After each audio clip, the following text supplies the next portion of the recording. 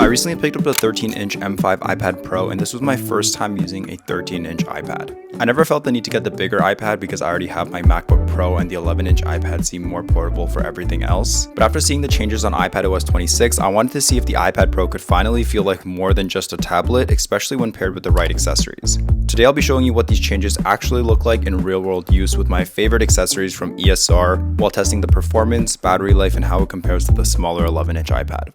Welcome to a day in my life with the M5 iPad Pro.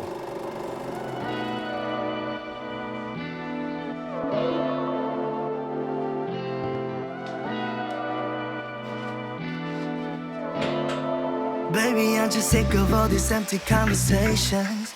I don't understand you testing me. And no, this hesitating got me.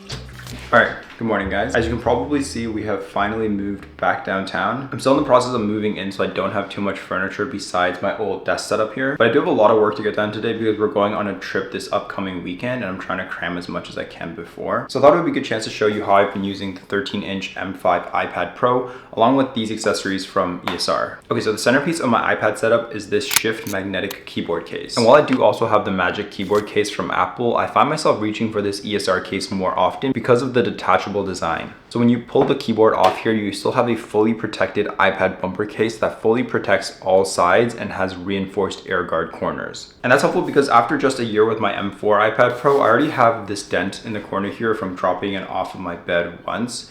So yeah. And the bumper case itself has a built-in kickstand, so you can adjust it in so many different angles as you'll see throughout the day. But it's really just way more convenient to bring around the house to take FaceTime calls or watch videos with without having to bring the whole keyboard around. You can even stand the iPad up in vertical mode on this kickstand, and then there's this little flap that lets you angle the iPad perfectly for writing or note-taking, and I find myself using this mode quite often. So yeah, way more protective and versatile than the Apple Magic keyboard case for a fraction of the cost. Tell me what you need, baby, honestly. I can see you're so done with this party. This ain't no jealousy, just need you next to me, cause we ain't got every night to get naughty. Losing all control, I don't wanna know. Okay, I have a bunch of work related to this new brand/business I'm working on launching, plus a lot of content planning. But I'm gonna try and only use the iPad Pro with this setup for everything work related today. But yeah, this year's iPad Pro is actually identical in design to last year's M4 iPad Pro, but I still can't get over just how thin this one is, especially in the 13-inch version, which is actually 0.2 millimeters thinner than the 11-inch iPad Pro and a whole 0.5 millimeters thinner than the new iPhone Air. I also went with the space black colorway, which is a little bit outside of my comfort zone because I usually go for the silver iPads.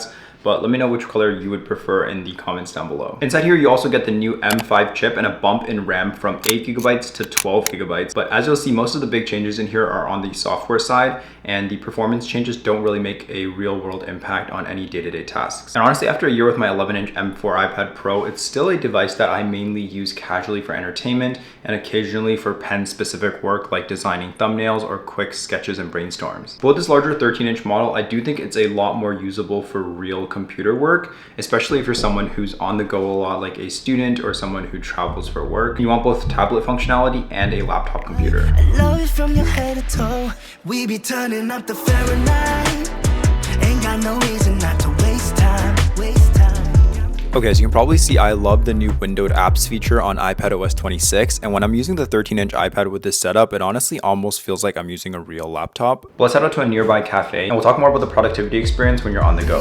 So baby, do that, you a masterpiece. Baby, do that, just tell me what you need, yeah. Every time I hear your symphony, inhibition, I fall like domino what you need. You know what you're here for. Imagination, they running wild. Girl, tell me what you need, baby, honestly. I can see your... Okay, firstly, the iPad is way more portable to bring around whenever I'm doing work outside, like at a cafe. And another thing I appreciate when I'm out and about is that the Shift keyboard case has this built-in stylus holder pocket. Normally, I always lose my Apple Pencil in my bag when it's just attached to the side magnetically. But with this, you can have it either magnetically attached or securely in this pocket.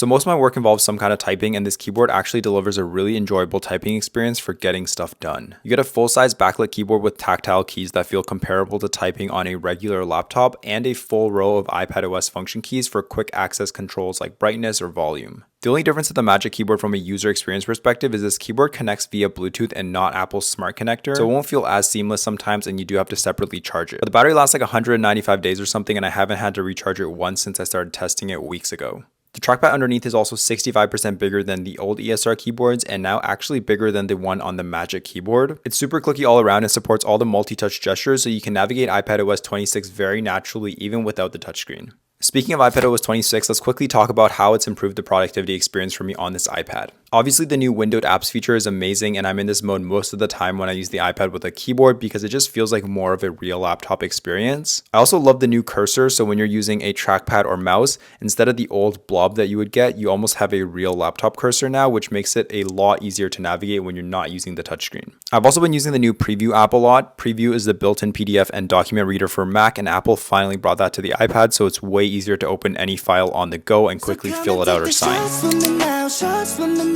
Just like a soul child, feeling so priceless. You got me taking shots from me now, just like a Cadillac, feeling so timeless. Okay, it actually gets dark in Toronto so early these days in the winter. But first I did want to do a quick battery check because it's around 4 p.m. in the afternoon right now. You can see that the battery is holding strong at 68%. The battery life on the new iPad is pretty insane and one of my favorite features. It easily lasts a full day of usage, and with the new fast charging, it gets up to 50% battery life in just 30 minutes of charge. But I'm gonna heat up a quick lunch and then we'll talk about the displays on this iPad, which is probably the best feature, especially on this larger 13-inch iPad. Baby, I'm just sick of all these empty conversations. I don't understand you testing me.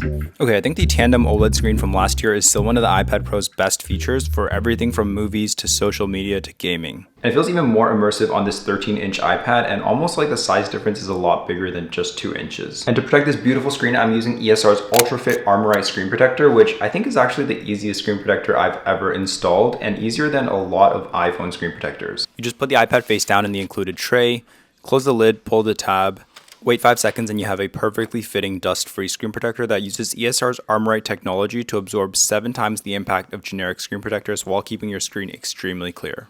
And look, I know ESR is sponsoring this video, so I've been talking about their accessories a lot, but I've been an ESR customer myself since way before they sponsored me because their products are consistently high quality and they're very affordable and reasonably priced compared to other brands. And their Geo Digital Pencil here is no different, probably one of the best Apple Pencil alternatives. And when the Apple Pencil Pro costs almost $200 here in Canada, it really just makes sense if you're not a serious artist who needs all of the Pro features. Obviously, the Pencil Pro features are nice, but for people who are just occasionally using the stylus to take notes, brainstorm, or do light work like my thumbnail designs, the Geo Digital Pencil is more than enough. So yeah, super smooth to write with, has palm rejection and tilt sensitivity, and the best part is that it also connects to Apple's Find My app, and all of this comes in at just $33.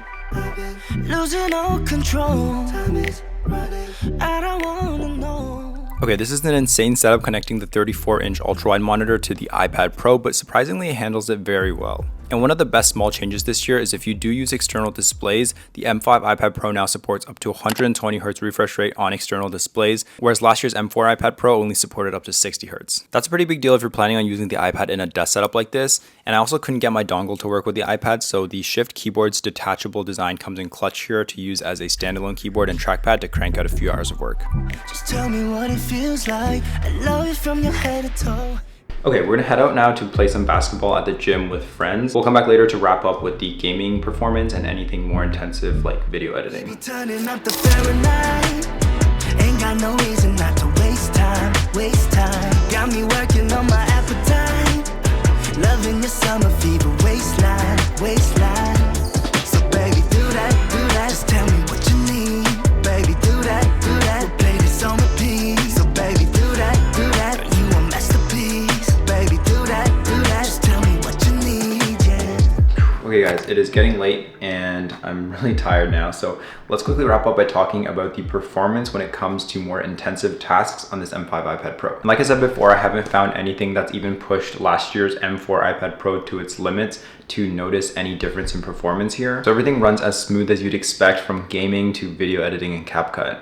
And more often than not, I find it more similar to the M4 iPad Pro's case, where you're not limited by the hardware or the performance of the M5 iPad Pro itself, rather the software or a lot of iPad specific apps lacking the full feature compared to the MacBook or Windows version. For example, CapCut works really seamlessly here even when editing my 4K 10-bit 422 footage through an SD card reader. And they actually doubled the read and write speeds on this year's iPad Pro, so exporting video should also be significantly faster. But despite this, the app still feels closer to the CapCut on the iPhone rather than the macOS version. And if you do any sort of professional or advanced work, you'll notice that more often than not, the iPad specific versions of apps are designed for more quick and convenient use on the go, and they are lacking a lot of the full features found on the real laptop versions. But hey, gaming is still really enjoyable here, and I will say that the larger 13-inch screen makes some games like COD Mobile much easier to play, where I find it a little too big for other games where I prefer to lift the iPad up. And hooking up a controller to this 13-inch iPad Pro almost had me forgetting that I was on an iPad because it almost felt like a real gaming console. So hopefully as developers create better games to take advantage of the increasingly powerful iPads, we'll get even more flagship gaming experiences.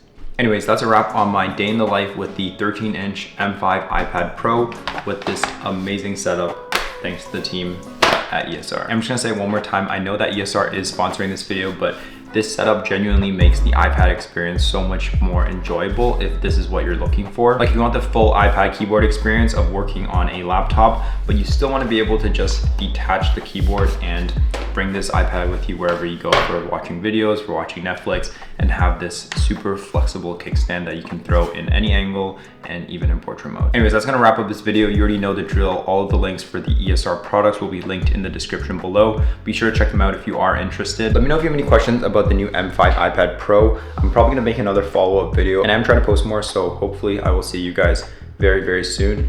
Be sure to like and sub if you like this video, and I'll see you guys next time. So come and take the shots from me now, just like a soul child, feeling so priceless.